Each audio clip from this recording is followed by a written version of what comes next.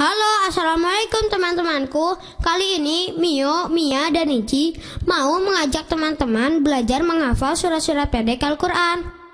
Selain belajar menghafal surat pendek Al-Quran, kita juga akan belajar tafsir dan asbabun nuzul.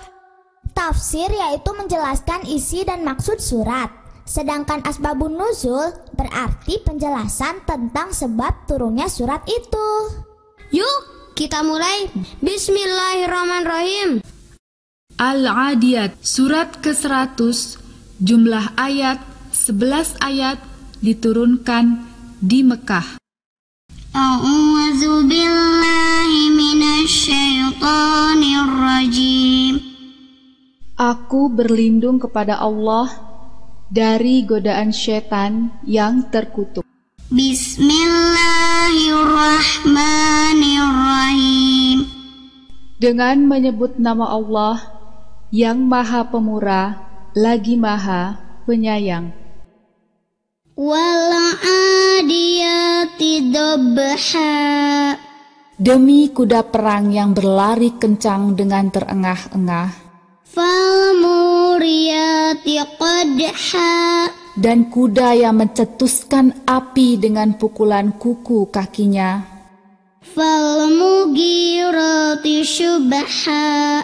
dan kuda yang menyerang dengan tiba-tiba di waktu pagi, Fa asarna bihi naq'a.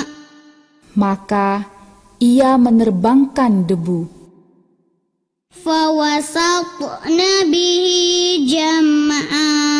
dan menyerbu ke tengah-tengah kumpulan musuh. Innal insana lirabbihi lakanud. Sesungguhnya manusia itu sangat ingkar, tidak berterima kasih kepada Tuhannya. Wa innahu ala dzalika lasyahid. Dan sesungguhnya manusia itu menyaksikan sendiri keingkarannya. Wa innahu lihubbil khairi lasyadid. Dan sesungguhnya dia sangat bakhil karena cintanya kepada harta. Afala ya'lamu idza bu'thira ma fil qubur. Maka apakah dia tidak mengetahui apa yang ada di dalam kubur apabila ia dibangkitkan?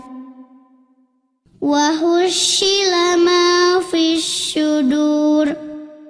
Dan dilahirkan apa yang ada di dalam dada. Inna rabbahum bihim yawma idzil lakhabir. Sesungguhnya Tuhan mereka pada hari itu Maha mengetahui keadaan mereka. Asbabun nuzul. Al-Adiyat artinya kuda perang yang berlari kencang. Surat ini diturunkan berkenaan dengan pasukan kuda yang diutus Nabi hilang tanpa kabar. Maka turunlah kelompok surat Makkiyah ini sebagai wahyu ke-13. Surat ini mengabarkan bahwa pasukan itu sedang bertempur melawan musuh. Tafsir. Kita tidak boleh mencintai harta kekayaan kita secara berlebihan, karena akan membuat kita lengah untuk beribadah. Ingat, Allah Subhanahu wa Ta'ala mendatangkan hari kiamat secara mendadak. Jadi, kita bersiap-siap. Assalamualaikum warahmatullahi wabarakatuh. Baik sahabat semuanya, kembali lagi bersama Pondok Iqra. Dan kali ini kita akan melanjutkan kembali pelajaran kita, yaitu belajar menerapkan hukum tajwid ya. Dan alhamdulillah sekarang kita sudah sampai ke surat Al-Adiyat ya. Nah, jadi yang akan kita pelajari kali ini yaitu belajar menerapkan hukum tajwid ke surat Al-'Adiyat. Baik sahabat semuanya, mari kita mulai. A'udzu billahi minasyaitonir rajim. Bismillahirrahmanirrahim. Wal-'adiyati dhabha. Perhatikan yang pertama, wal, alif lam harus dizahirkan atau harus dijelaskan. Karena dihukumi alif lam qamariyah. Ada alif lam, lalu di depannya ada merupakan salah satu daripada huruf qamariyah. Di sini ain ya.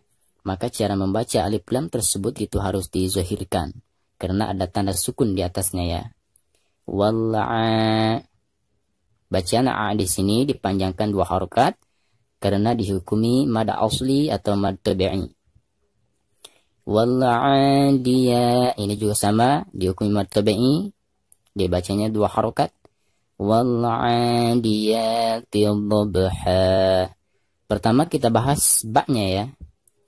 Huruf ba ini adalah merupakan salah satu daripada huruf qalqalah. Dan cara membacanya itu harus dipantulkan dengan suara pantulan yang tipis ya.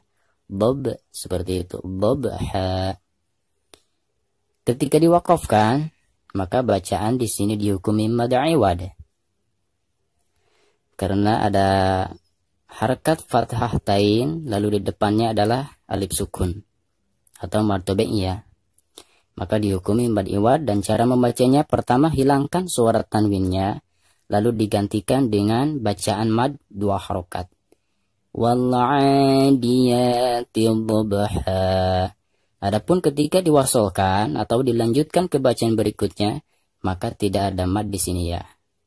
Akan tetapi suara tanwinnya itu harus diikhfakan ya, atau disamarkan. Karena ada tanwin berhadapan dengan salah satu huruf ikhfa, yaitu fa ya. Maka cara membaca tanwinnya itu harus disamarkan, disertai dengan dengung.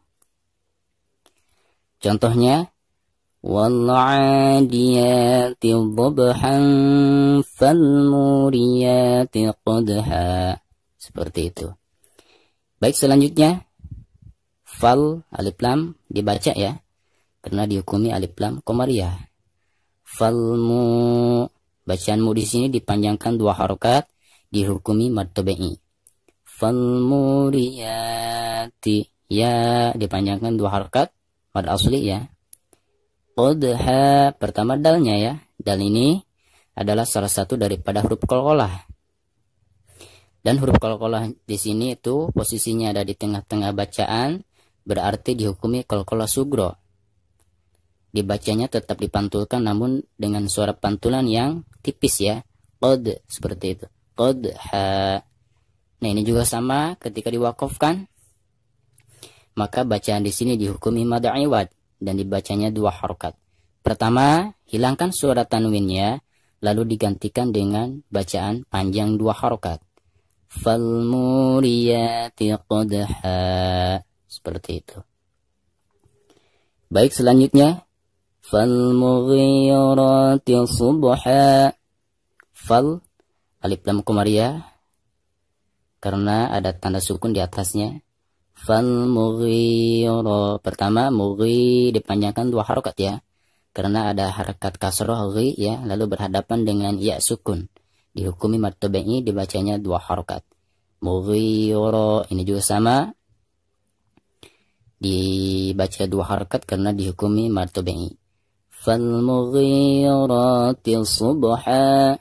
Pertama, huruf ba-nya kita qalqalahkan, karena ini dihukumi qalqalah sugro ya. Subha. Adapun ketika diwaqafkan, ini juga sama, dihukumi mad iwad. Cara membacanya pertama hilangkan suara tanwinnya, lalu digantikan dengan bacaan panjang 2 harokat. Falmughirati subha.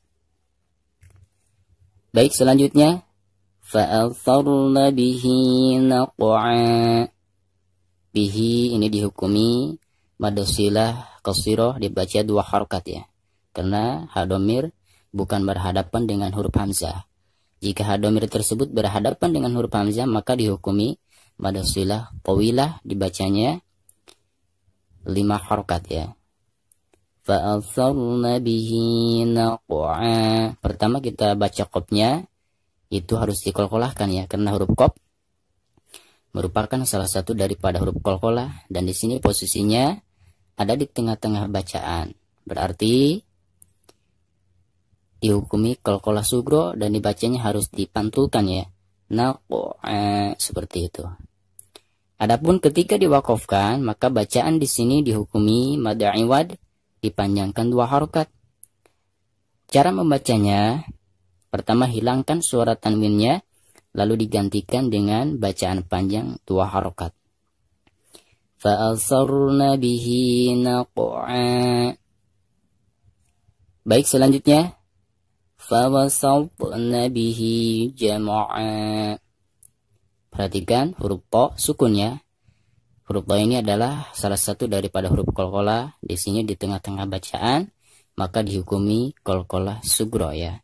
Dibacanya harus dipantulkan dengan suara pantulan yang tipis ya. Fawasatna, seperti itu. Baik, selanjutnya bihi jam'a. Bihi di sini dipanjangkan 2 harokat, dihukumi mad silah qasirah. Jam'a ini juga sama, ketika diwaqafkan dihukumi mad iwad dan dibacanya 2 harokat. Selanjutnya innal insana lirabbihi lakanud. Yang pertama, dari bacaan i ditasdidkan sekaligus digunakan ke huruf na. Karena nun yang bertasdid itu merupakan huruf gunnah ya. Jadi cara membacanya harus ditekankan disertai dengan gunnah. Innal. Adapun alif lam di sini dihukumi alif lam qamariyah. Jadi harus dijelaskan ya lamnya. Insana. Perhatikan. Ada nun sukun berhadapan dengan salah satu huruf ikhfa, di sini sin. Maka cara membaca nun sukun tersebut itu harus disamarkan disertai dengan gunnah. Insa. Adapun ketika membaca sa-nya di sini dihukumi mad tabi'i, dipanjangkan 2 harokat. Li rabbihi lakanud. Bacaan hi di sini dihukumi mad silah qasirah, dibacanya 2 harokat. Li rabbihi lakanud. Perhatikan, di sini ada 2 hukum. Yang pertama, bacaan panjangnya di sini dihukumi mad arid disukun. Dibacanya bisa 2 harokat, bisa 4 harokat, dan bisa 6 harokat. Dan yang kedua, yaitu membaca dalnya. Karena huruf dal di sini dihukumi qalqalah kubro. Huruf qalqalah posisinya ada di ujung ayat ya.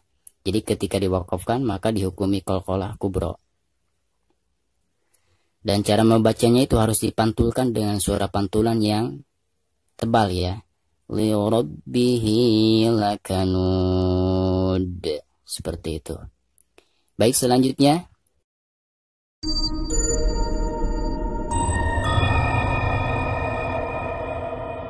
Bismillahirrahmanirrahim. Wal adiyati dhabha. Fal muriyati qadha. Fal mughirati subha. Fa'atharna bihi naq'a. Fawasatna bihi jam'a. Innal insana li rabbihi lakanud. Wa innahu ala dhalika lasyahid. Wa innahu lihubbil khairi lasyadid. Afala ya'lamu idza bu'thira ma fil qubur wa hussila ma fis sudur.